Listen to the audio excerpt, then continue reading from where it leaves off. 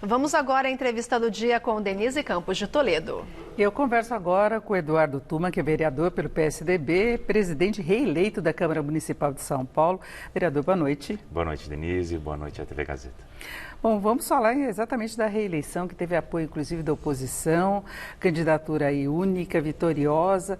De onde veio essa adesão toda? Qual, a principal pauta, talvez, colocada, seja a economia das despesas, né? Redução de despesas. Foi por aí o acordo?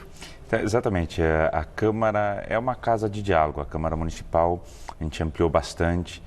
Os vereadores, como um todo, puderam contribuir para os diferentes projetos de lei, tanto do Executivo como dos próprios vereadores. Então, a gente teve muitos projetos aprovados e daí sem olhar a bandeira partidária, olhando o que é melhor para a cidade. Então, nesse sentido, os vereadores me concederam mais um ano de mandato à frente da casa.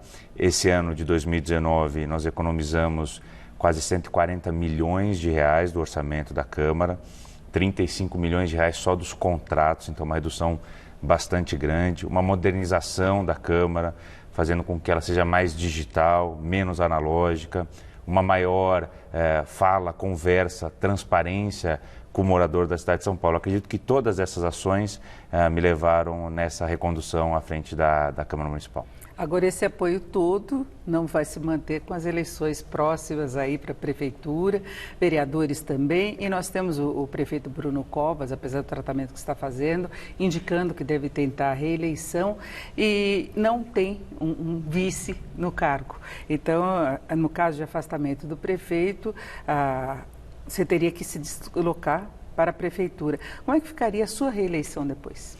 Então, o Bruno Covas, prefeito Bruno Covas, é candidato à reeleição esse ano, dia 4 de outubro, uma composição, uma aliança partidária bastante ampla e não trabalho, eu particularmente, não trabalho com a hipótese dele se licenciar. Ele à frente do Executivo, eu à frente do Legislativo, também concorrendo esse ano, claro. Agora, o PSDB lidera aí nas cidades do país, as principais cidades aí no estado, e quer repetir a dose. Agora, nós temos o país ainda muito polarizado, né? E nós temos o presidente Bolsonaro tentando formar um novo partido, ele não sabe exatamente qual vai ser o nível de comprometimento dele com possíveis candidatos, mas não apoiaria Bruno Covas, certamente. Como é que o PSDB pretende lidar com essa situação no estado, não apenas na cidade de São Paulo? Não, sabe que é interessante fazer essa avaliação. Às vezes as pessoas falam, o candidato do presidente Bolsonaro é o candidato de direita, nós temos um candidato de esquerda. Essa velha classificação acho que tem que ser deixada de lado. O que a população espera, o que o morador da cidade quer, é um gestor, é alguém que possa administrar a cidade. E não só alguém que vá bem, por exemplo, nas redes sociais, que faça o discurso pelo discurso. Então, o que o paulistano tem que olhar é isso. Mais do que um padrinho político, quem está apto, quem tem musculatura para governar a cidade, que é a maior cidade do país. Eu estou pensando, por exemplo, no que aconteceu nas eleições presidenciais, que Geraldo Alckmin não foi bem, apesar de todo esse apoio que tinha dos municípios, que tem toda essa força do PSDB, e é um gestor conhecido também aqui em São Paulo. Agora, a polarização política foi muito forte. E aí eu queria saber sua avaliação em relação à possibilidade de o PT se reorganizar, porque o PT saiu muito mal das últimas eleições, não a presidência, porque acabou disputando o segundo turno, estou falando em relação às cidades mesmo, e até aos estados. Como é que vai ficar esse jogo de forças? Interessante também notar a indecisão dos partidos. Você acabou de mencionar o presidente, não se sabe quem, qual partido, o PT também ainda não sabe quem, qual é a data de definição da candidatura. Por isso que eu digo, nós temos que vir mais para o chão, para a realidade e olhar quem pode governar a cidade. Eu vou aqui dizer do Bruno Covas, um jovem, mas um político já comprovado, por isso que tem toda a legitimidade justificativa para concorrer à reeleição. E voltando à questão da sua reeleição à presidência da Câmara, houve um racha do PT na indicação de quem ia concorrer à primeira secretaria da Câmara. O PT tinha direito de fazer a indicação e houve uma divisão do partido nesse sentido, né? A Câmara trabalha por indicações de lideranças partidárias. Então, nós seguimos um princípio e o candidato à primeira secretaria, que foi indicado pelo líder do Partido dos Trabalhadores na Câmara, foi aquele que foi eleito. Mas houve realmente 2 candidaturas, essa indefinição dentro do próprio Partido dos Trabalhadores. Agora, uma indicação do presidente Bolsonaro não iria desbalancear a eleição? Você tem claramente... Porque ele já falou, por exemplo, até do apresentador da Atena, desculpa te interromper, claro, Joyce Hasselman, que era ligada ao presidente, tem intenção de concorrer à prefeitura também. Então, são alguns nomes fortes, né? Ainda muita especulação em cima das candidaturas. O que eu acredito é uma pulverização de candidaturas, ou seja, um número maior de candidatos a prefeito e também um número maior de candidatos a vereador. Em 2016, foram 1.315 candidatos. Em 2020, esse número pode dobrar, pode chegar a 2.600 candidatos a vereador, porque cada partido, sem a coligação partidária, vai lançar o que a gente chama de chapa completa de candidaturas. Então, essa pulverização causa uma certa instabilidade no cenário. Lógico que, aí respondendo a pergunta, você tem players, vou dizer assim, dentro do cenário político que vão influenciar as candidaturas. O presidente Jair Bolsonaro é um deles, o governador João Dória é outro. Então, você tem essas figuras políticas de destaque nacional, e no caso do Dória estadual, que vão ter sim a influência na cidade de São Paulo, mas não vão ser decisivos, eu assim acredito. No caso do vereador, tem muita proximidade com a própria base de apoio e, no seu caso, tem uma ligação muito forte com a igreja, né? Eu acredito muito no trabalho social. A igreja na cidade de São Paulo, nos seus mais de 6 mil templos evangélicos, desenvolve esse trabalho, muitas vezes papel do próprio governo, do poder público, e que esse não alcança. Então, essas entidades alcançam. Então, eu acredito nessa linha de trabalho. Agora, a Prefeitura tem conseguido aprovar vários projetos importantes, relevantes. Teve a discussão recente aí da questão do orçamento. Certo. O orçamento previsto para este ano, ele pode viabilizar uma gestão mais eficiente, que é importante, que é o foco aí de observação da população. Eu pergunto isso principalmente porque há muitas reclamações em relação à zeladoria da cidade de São Paulo. Nós temos aí meses de reclamação com relação aos buracos, mas temos problemas com relação a árvores, com relação à limpeza, manutenção mesmo. Dá para reverter isso? Então, uma gestão eficiente, responsável. Nós, o PSDB, a gestão Dória, Covas, quando assumiu a prefeitura em 2017, tinha vamos dizer assim, vou cunhar essa expressão, uma herança maldita no orçamento. 7 bilhões de reais sobre orçados. Quer dizer, não se realizou no financeiro, não tinha arrecadação suficiente para tanto, e nós revertemos isso, então, de 7 bilhões negativos.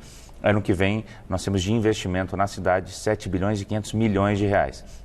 A título de exemplo, 13 bilhões na educação, 10 bilhões na saúde, 3 bilhões na assistência social e um programa de zeladoria que vai ter um investimento de 1 bilhão e 500 milhões de reais para ver essas questões solucionadas na cidade de São Paulo. Aí eu vou citar aqui um exemplo de um projeto de lei aprovado na Câmara, iniciativa de um vereador, que vai permitir podas de árvore privadas. Então, o sujeito contrata um laudo pericial, ele mesmo faz a poda e não precisa esperar a prefeitura. Então, a Câmara também conseguiu modernizar, desburocratizar, desestatizar a gestão aqui na cidade. E aí, esse é um ponto importante, porque as pessoas reclamam muito da necessidade de conseguir um trabalho conjunto da prefeitura, no caso de poda, e também com as companhias de energia. A companhia de energia tem que ter uma participação também pela questão de segurança, né?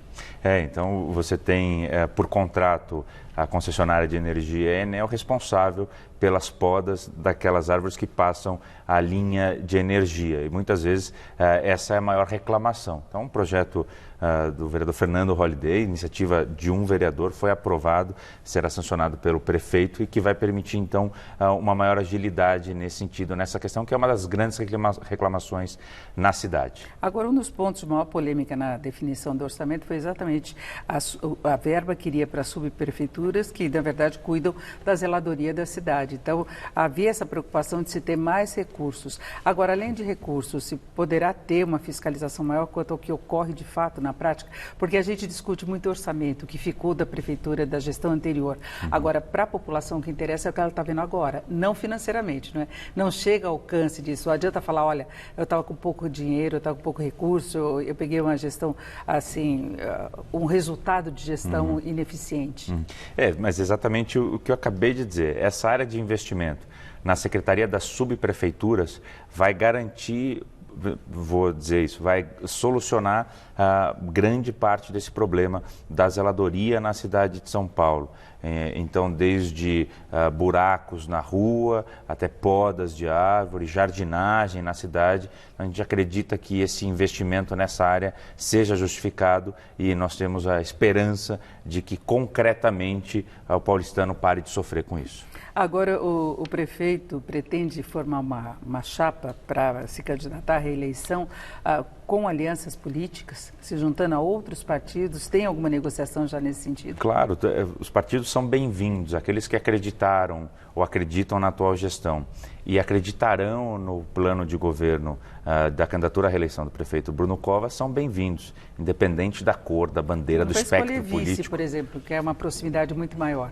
Então, o vice, ele vai ser escolhido lá na frente, quando o momento solicitar essa escolha. Por enquanto, há ainda o diálogo com os partidos para entender qual é a melhor composição com o prefeito Bruno Covas da candidatura à vice-prefeitura nesse ano 2020. Agora, na agenda, tirando essa questão política, quais são as pautas principais que já estão começando a ser encaminhadas para a discussão mesmo na Câmara? Então, vou aqui citar um exemplo de uma lei que foi recentemente aprovada no final do ano, o Programa de Manutenção de Emprego. Isso é uma lei super recente que vai ser regulamentada por decreto, que vai permitir com que as empresas que devam muito para a cidade possam pagar as suas dívidas desde que elas mantenham o quadro de emprego. Então, é um programa de manutenção e também, obviamente, de geração de emprego. Projetos do Executivo, eu vou citar dois aqui.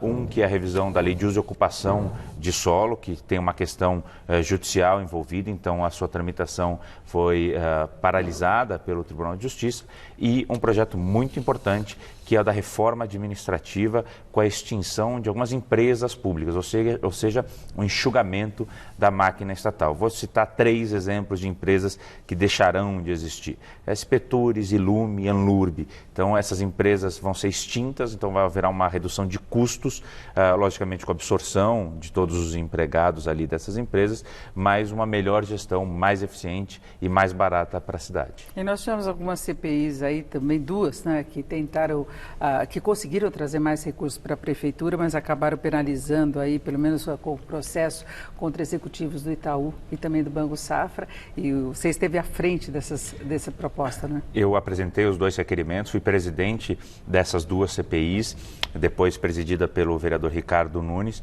dos grandes devedores e de combate à sonegação fiscal. Para resumir aqui, o resultado das 2 CPIs foram quase 10 bilhões de reais recuperados aos cofres públicos. A primeira dos grandes devedores, 1,5 bilhão à vista, principalmente dos bancos, e quase 5 bilhões parcelados de dívida para os cofres. E da fraude fiscal, quase 1,5 bilhão de reais também recuperados aos cofres à vista. Então, você tem um resultado muito positivo. Lógico que da lista dos grandes devedores da cidade, os bancos figuravam nas primeiras posições, por isso que eles não só tiveram que pagar multas altas, mas também foram acionados pelos relatórios das 2 CPIs. Ainda tem problema muito sério de sonegação em São Paulo? Ainda tem a questão da simulação de endereço. Ou seja, ao invés de pagar o ISS na cidade de São Paulo, paga-se numa cidade vizinha, porque alega-se que a sede daquela instituição está no município vizinho, cujo ISS é menor. Essa é a guerra fiscal. Então, o que a CPI identificou foi essa questão. E nós acreditamos aqui, em primeira mão, que uma nova CPI, tratando da questão tributária, seja instalada na Câmara e, muito provavelmente, com esse escopo da fraude ou simulação de endereço. E aí nós vamos tentar reaver mais dinheiro para os cofres da cidade. Tá certo, eu agradeço muito a participação. Eduardo Tuma, vereador do PSDB, reeleito agora para a presidência da Câmara Municipal. Muito obrigada, vereador. Obrigado, Denise. Obrigado, TV Gazeta. Luciana.